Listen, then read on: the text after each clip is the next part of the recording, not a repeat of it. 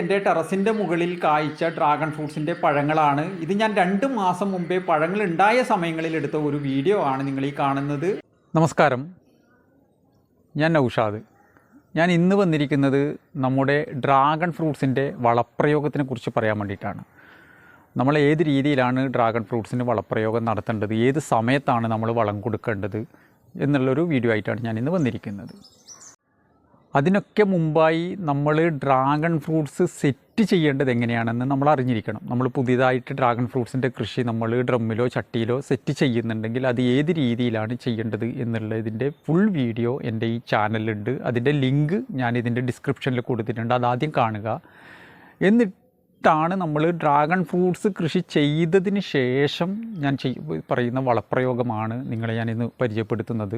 അത് ചെയ്തവർക്ക് വേണ്ടിയിട്ടാണ്. ഇനി പുതുതായിട്ട് ചെയ്യുന്നുണ്ടെങ്കിൽ ആദ്യം നമ്മൾ പോട്ടിങ് റെഡിയാക്കേണ്ടതുണ്ട്, നമ്മൾ അതിനുള്ള മണ്ണൊരുക്കേണ്ടതുണ്ട്. അത് എങ്ങനെയാണ് മണ്ണൊരുക്കേണ്ടത് എന്നുള്ള ഫുൾ വീഡിയോ ഇതിൻ്റെ ഡിസ്ക്രിപ്ഷനിൽ നിന്ന് നിങ്ങൾ കാണുക.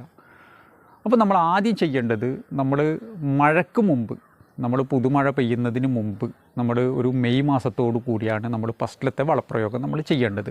നമ്മൾ അത് ചാണകപ്പൊടിയും എല്ലുപൊടിയും വേപ്പും പിണ്ണാക്കും കുറച്ച് ചകിരി കമ്പോസ്റ്റും കൂടെ മിക്സ് ചെയ്ത് നമ്മൾ നിറച്ച പോട്ടിങ്ങിൽ, അതായത് നമ്മളൊരു ഡ്രമ്മിലേക്ക്, ഞാൻ നേരത്തെ പറഞ്ഞ പോലെ ആദ്യം നമ്മൾ പോട്ടിങ് തയ്യാറാക്കുന്നത് പഠിച്ചിരിക്കണം. അത് നമ്മൾ ആദ്യം ആ ഡ്രമ്മിലേക്കോ അല്ലെങ്കിൽ ചട്ടിയിലേക്കോ സെറ്റ് ചെയ്യുമ്പം കാൽ ഭാഗങ്ങളിൽ മാത്രമേ നമ്മൾ മണ്ണിടാൻ പാടുള്ളൂ. ബാക്കി 75% നമ്മൾ ബ്ലാങ്ക് ആക്കിയിടണം. അപ്പോൾ നമ്മൾ വർഷാവർഷം അതിൻ്റെത്തേക്ക് നമ്മൾ വളങ്ങൾ ഇട്ട് കൊടുക്കേണ്ടതുണ്ട്. അതുകൊണ്ടാണ് കുറച്ച് ചെയ്താൽ മതി എന്ന് പറയുന്നത്. അതായത് ഇതിൻ്റെ തായ് വേരില്ല, ഇതിന് മുകളിലുള്ള വേരുകൾ മാത്രമേ ഉള്ളൂ. നമ്മൾ മുകളിൽ മണ്ണ് ഇട്ട് കൊടുക്കുന്നതിനനുസരിച്ചിട്ട് മുകളിലേക്ക് വേരുകൾ വന്നുകൊണ്ടേയിരിക്കും. അപ്പോൾ നമ്മളൊരു 25 മുതൽ 30 വർഷം വരെ ആയുസുണ്ട് എന്നുള്ളൊരു പ്രത്യേകത കൂടി നമ്മുടെ ഡ്രാഗൺ ഫ്രൂട്ട്സ് കൃഷിക്കുണ്ട്. അതാദ്യം നമ്മൾ പഠിച്ചിരിക്കണം. അപ്പം നമ്മൾ ആദ്യം മെയ് മാസത്തിൽ നമ്മൾ ആദ്യം ഫസ്റ്റിലത്തെ വളപ്രയോഗം ഞാൻ പറഞ്ഞ പോലെ ചാണകപ്പൊടിയും എല്ലുപൊടിയും വേപ്പും പിണ്ണാക്കും കുറച്ച് ചകിരി കമ്പോസ്റ്റും കൂടെ മിക്സ് ചെയ്ത് അതിൻ്റെ മുകളിൽ ഇട്ട് കൊടുക്കണം. അപ്പോൾ ഇത് പൂവുണ്ടാവുന്നതും കായ് ഉണ്ടാവുന്നതും നമ്മൾ മെയ് മാസത്തിലാണ്, മെയ് ജൂണിലെ ഫസ്റ്റിലാണ്. നമ്മൾ പുതുമഴയ്ക്ക് ശേഷമാണ് ഇത് മുട്ടുണ്ടാകുക. അതിന് ശേഷമാണ് നമുക്കിത് കായ് ഉണ്ടാകുക. നമ്മൾ 5 ടേമിൽ നമുക്കിതിൻ്റെ പഴം കിട്ടും. അതായത് ജൂൺ മാസം നമ്മൾ ഫ്ലവർ ഉണ്ടായി പഴമുണ്ടായി കഴിഞ്ഞാൽ നമുക്ക് പൂവ് ഉണ്ടായതിനു ശേഷം 30 ദിവസമാണ് നമുക്കൊരു പഴമായിട്ട് കിട്ടുന്നത്. അപ്പോൾ അങ്ങനെ വരുമ്പോൾ നമുക്ക് നവംബർ പകുതി വരെ നമുക്ക് പഴം കിട്ടും. ഒരു 4-5 ടേം ഒരു ചെടിയിൽ നിന്ന് തന്നെ 4 പ്രാവശ്യമോ 5 പ്രാവശ്യമോ നമുക്ക് വിളവെടുക്കാൻ പറ്റും പഴങ്ങൾ. അങ്ങനെ ഒരു പ്രത്യേകത കൂടി നമ്മൾ ഡ്രാഗൺ ഫ്രൂട്ട്സ് കൃഷിക്കുണ്ട്. അപ്പോൾ നമ്മൾ അതിന് മുമ്പായിട്ട് തന്നെ നമ്മൾ എന്ത് ചെയ്യണം, നമ്മൾ വളപ്രയോഗം നന്നായിട്ട് ചെയ്യേണ്ടതുണ്ട്. അതങ്ങനെ ചെയ്തതിന് ശേഷം മാത്രമേ നമുക്കിത് മുട്ടുണ്ടാകുകയുള്ളൂ. അപ്പോൾ നമ്മൾ ആദ്യം ചാണകപ്പൊടി എല്ലുപൊടിയും വേപ്പും പിണ്ണാക്കും മിക്സ് ചെയ്ത് ഇട്ടതിന് ശേഷം നമ്മൾ എന്ത് ചെയ്യണം, ഒരു 15 ദിവസത്തിന് ശേഷം കോഴിവളവും കൂടെ നമ്മൾ അതിൻ്റെ അടുത്ത് ഇട്ട് കൊടുക്കേണ്ടതുണ്ട്. കോഴിവളങ്ങൾ നേരെ കടയിൽ നിന്ന് പോയിട്ട്, ചിക്കൻ കടയിൽ നിന്ന് പോയി വാങ്ങിച്ചിട്ട് നേരെ ഇതിൻ്റെ മുകളിൽ ഇട്ട് കൊടുക്കരുത്. അത് നമ്മൾ കൊണ്ടുവന്ന് ഒരു മാസം നമ്മൾ മണ്ണിലിട്ട് നിലത്ത് ചെരിഞ്ഞ് അതൊന്ന് നനച്ച് കൊടുത്ത് അതിൻ്റെ ചൂടുകളൊക്കെ പോയി കുറച്ചൊരു കമ്പോസ്റ്റ് ആയതിനു ശേഷം മാത്രമേ ഇതിൻ്റെ മുകളിൽ ഇട്ട് കൊടുക്കാൻ പാടുള്ളൂ. കാരണം കോഴിവളം ഭയങ്കര ചൂടായിരിക്കും. അത് നേരെ അതുമാത്രമല്ല മരപ്പൊടി ഉണ്ടാവും. നമ്മൾ ഈ കടയിൽ നിന്നൊക്കെ വാങ്ങിക്കുന്ന കോഴിവളമാകുമ്പോൾ മരപ്പൊടിയിലാണ് ഇതുണ്ടാകുക. അപ്പോൾ അതൊക്കെ ഒന്ന് ഇതായി ഒരു കമ്പോസ്റ്റായിട്ട് മാറണം. എന്നിട്ട് വേണം നമ്മൾ ഇതിൻ്റെ മുകളിൽ ഇട്ട് കൊടുക്കാൻ. അത് വളപ്രയോഗം ചെയ്ത് 15 ദിവസത്തിന് ശേഷം അതും കൂടി ഇതിൻ്റെ ഇട്ട് കൊടുക്കുക. പിന്നെ നമ്മളൊരു വളങ്ങളും നമ്മൾ കൊടുക്കേണ്ടതില്ല. പിന്നീട് നമ്മൾ അത് പൂവുണ്ടാവും, പിന്നീട് കായുണ്ടാവും. അതിന് ശേഷം പിന്നെ മഴ തീർന്നു നമ്മൾ ആ വിളവെടുപ്പ് ഒക്കെ കഴിഞ്ഞതിന് ശേഷം നമ്മൾ എന്ത് ചെയ്യണം, ആദ്യം ഒരു വളപ്രയോഗം ഇതുപോലെ ചെയ്യേണ്ടതുണ്ട്. നമ്മൾ ഈ നേരത്തെ പറഞ്ഞ പോലെ തന്നെ ചെയ്താൽ മതി. പിന്നീട് നമ്മൾ ചെയ്യേണ്ടത് വേനൽക്കാലങ്ങളിലാണ് നമ്മളിതിൻ്റെ വളപ്രയോഗം ചെയ്യേണ്ടത്. അതിനിപ്പോൾ ഏറ്റവും നല്ലൊരു വളപ്രയോഗം എന്ന് പറഞ്ഞാൽ സ്ലറി രൂപത്തിലുള്ള വളമാണ്. അതായത് ഞാൻ നേരത്തെ പറഞ്ഞ പോലെ ഇതിൻ്റെ വേരുകൾ മുകളിൽ നിന്നാണ് ഉണ്ടാകുക. അതായത് താഴെ അടിവേരില്ല, ഇതിന് മുകളിൽ മാത്രമേ വേരുണ്ടാകുകയുള്ളൂ. അപ്പോൾ നമ്മളിത് കളച്ച് വേറൊരു വളം നമുക്ക് ഇട്ട് കൊടുക്കാം. വളങ്ങൾ മുകളിലേക്ക് ആഡ് ചെയ്ത് കൊടുക്കാനേ പറ്റുള്ളൂ.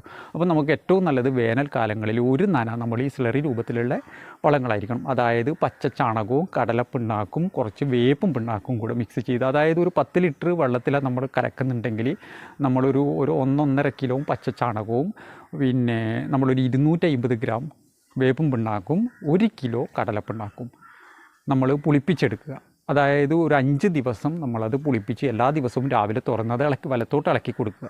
എന്നിട്ട് അതിന് ഒരു 5 ഇരട്ടി വെള്ളവും കൂട്ടി ചേർത്ത്, അതായത് ഡൈലൂട്ട് ചെയ്ത് എടുക്കുക. എന്നിട്ട് അതിൻ്റെ നേർപ്പിച്ച വെള്ളമാണ് നമ്മൾ ഇതിൻ്റെ മുകളിൽ ഒരു നനയായിട്ട് നമ്മളിത് ഒഴിച്ചു കൊടുക്കേണ്ടത്. അതൊരു മാസത്തിൽ 2 തവണ അത് കൊടുക്കുക.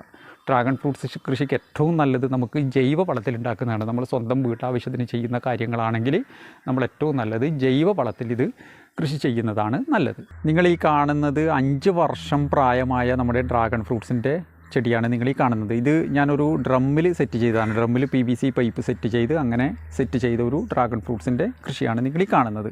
ഇത് കണ്ട, ഇതൊരു ഫുൾ ഡ്രമ്മ് മുറിച്ച് 1/2 ഡ്രം ആക്കിയിട്ട് ചെയ്തതാണ്. ഇത് 5 വർഷം കൊണ്ട് തന്നെ നമ്മുടെ ഈ ഡ്രാഗൺ ഫ്രൂട്ട്സിൻ്റെ പോട്ടിങ് നമുക്ക് 1/2 ഭാഗം മാത്രമേ ഈ ഡ്രമ്മിലേക്ക് ഞാൻ ഫില്ല് ചെയ്തിട്ടുള്ളൂ.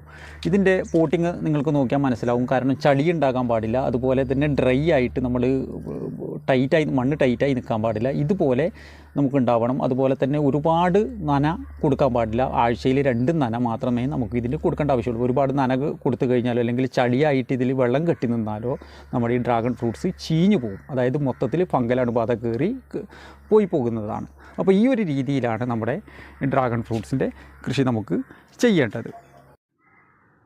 അതുപോലെ നമ്മുടെ ഈ ഡ്രാഗൺ ഫ്രൂട്ട്സിൻ്റെ വേര് പിടിച്ച തൈകളാണ് നിങ്ങൾ ഈ കാണുന്നത്. അതായത് പഴമുണ്ടായ സ്റ്റെമ്പിൽ നിന്ന് കട്ടിങ്സ് എടുത്ത് അത് കംപ്ലീറ്റ് വേര് പിടിപ്പിച്ച തൈകളാണ് നിങ്ങൾ ഈ കാണുന്നത്.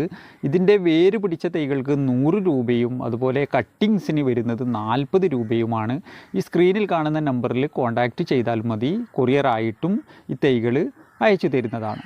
നിങ്ങൾ ഈ കാണുന്നത്. അതുപോലെ തന്നെ നിങ്ങളെൻ്റെ ഈ ചാനൽ ആദ്യമായിട്ടാണ് കാണുന്നുണ്ടെങ്കിൽ സബ്സ്ക്രൈബ് ചെയ്യുക. അതുപോലെ തൊട്ടടുത്തുള്ള ബെല്ലൈക്കനും കൂടി ഒന്ന് എനാബിൾ ചെയ്യുക.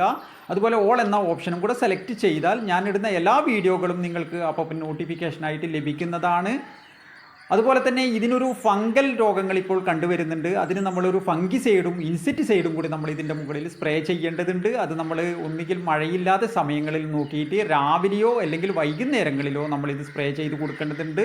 അത് മാസത്തിൽ 2 തവണയാണ് നമ്മൾ ഇത് ചെയ്തു കൊടുക്കേണ്ടത്.